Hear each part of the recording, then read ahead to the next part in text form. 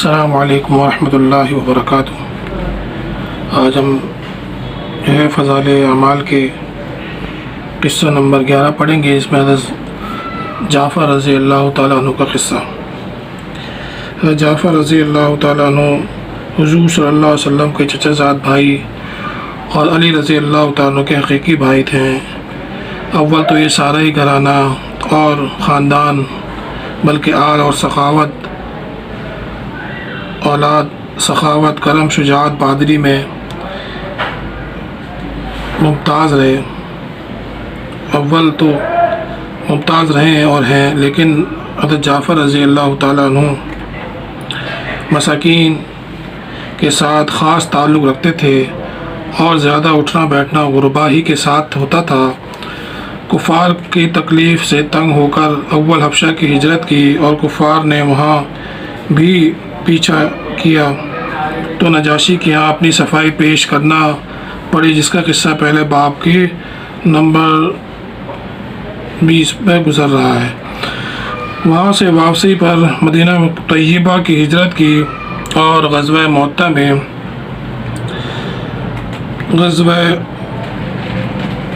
میں شہید ہوئے، جس کا قصہ اگلے باب میں ختم پر آ رہا ہے۔ عبداللہ اور عون اور محمد کو بلایا۔ ان کے انتقال کی خبر پر حضور صلی اللہ علیہ وسلم ان کے گھر تعزیت کے طور پر تشریف لے گئے اور ان کے صاحبزادوں عبداللہ اور عون اور محمد کو بلایا۔ وہ سب کم عمر تھے۔ ان کے سر پر ہاتھ پھیرا اور برکت کی دعا فرمائی۔ ساری اولاد میں باپ کا رنگ تھا، مگر عبداللہ میں سخاوت کا مضمون بہت زیادہ تھا۔ اسی وجہ سے ان کا لقب قطب السخا، سخاوت کا قطب تھا۔ 7 برس کی عمر میں حضور صلی اللہ علیہ وسلم سے بیعت ہوئی۔ انہی عبداللہ بن جعفر رضی اللہ تعالیٰ عنہ سے کسی شخص نے علی کرم اللہ وجہہ کے ہاں سفارش کرائی۔ ان کی سفارش پر اس کا کام ہو گیا تو اس نے نذرانے کے طور پر 40,000 درہم بھیجے۔ انہوں نے واپس کر دیے کہ ہم لوگ اپنی نیکی کو فروغ نہیں کیا کرتے۔ ایک مرتبہ کہیں سے 2,000 درہم نذرانے میں آئے، اسی مجلس میں تقسیم فرما دی۔ ایک تاجر بہت سے شکر لے کر آیا، مگر بازار میں فروخت نہ ہوئی۔ اس کو فکر رنج ہوا۔ عبداللہ بن جعفر رضی اللہ تعالیٰ عنہ نے اپنے کارندوں سے کہا کہ ساری شکر اس سے خرید لو اور لوگوں کو مفت لوٹا دو۔ رات کو قبیلے میں جو مہمان آ جاتا وہ ان کے ہاں سے کھانا پینا، ہر قسم کی ضروریات پوری کرتا۔ حضرت زبیر رضی اللہ تعالیٰ عنہ ایک لڑائی میں شریک تھے۔ ایک دن اپنے بیٹے عبداللہ کو وصیت فرمائے کہ میرا خیال ہے کہ میں آج شہید ہو جاؤں گا، تو میرا قرضہ ادا کر دینا اور فلاں فلاں کام کرنا۔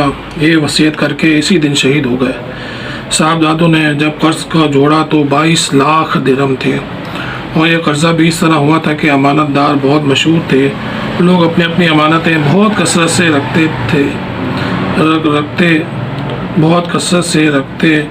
یہ فرما دیتے کہ رکھنے کی جگہ تو میرے پاس نہیں، یہ رقم قرض ہے، جب تمہیں ضرورت ہو لے لینا۔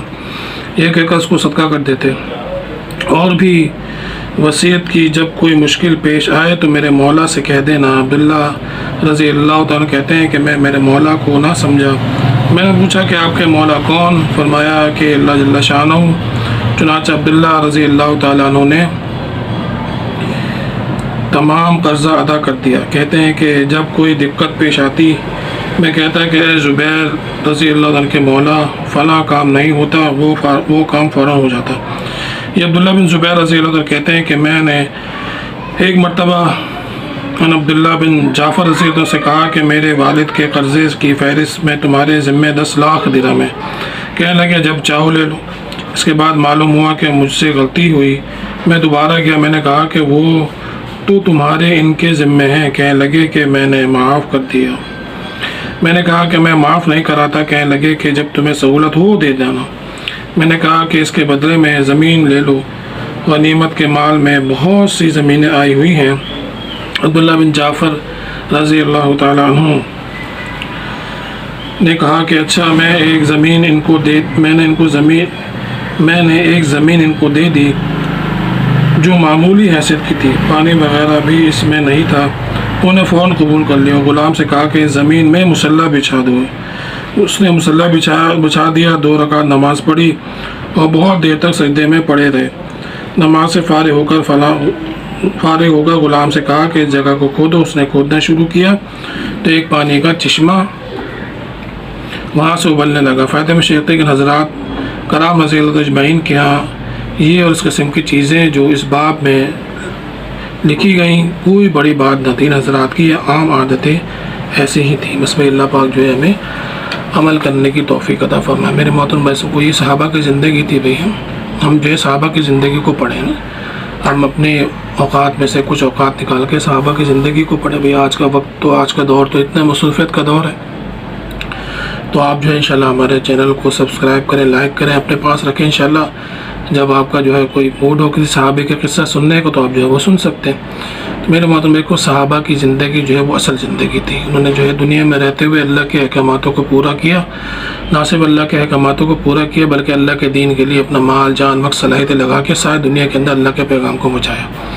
بھئی ہم سبھی کہا جا رہا ہے کہ میں اپنی مصروفیت میں سے تھوڑا مال، تھوڑا جان، تھوڑا وقت لے کے اللہ کے راستے میں نکلنا، اس کے لیے بھئی ہم اپنی ذات سے کوشش کریں۔ ابھی الحمدللہ 14 اگست کی چھٹیاں آ رہی ہیں، انشاءاللہ اس میں موقع اچھا ہے، تو بھئی تھوڑا سا وقت اللہ کے راستے میں لگ جائے گا، انشاءاللہ تعالیٰ قیمتی بن جائے گا۔ اللہ پاک ہمیں کہنے سننے سے زیادہ عمل کرنے کی ہمت توفیق عطا فرمائے۔ سبحانک اللہم و بحمدک، نشہد ان لا الہ الا انت، نستغفرک ونتوب الیک۔ سبحان ربک رب العزۃ عما یصفون وسلام علی المرسلین والحمد للہ رب العالمین۔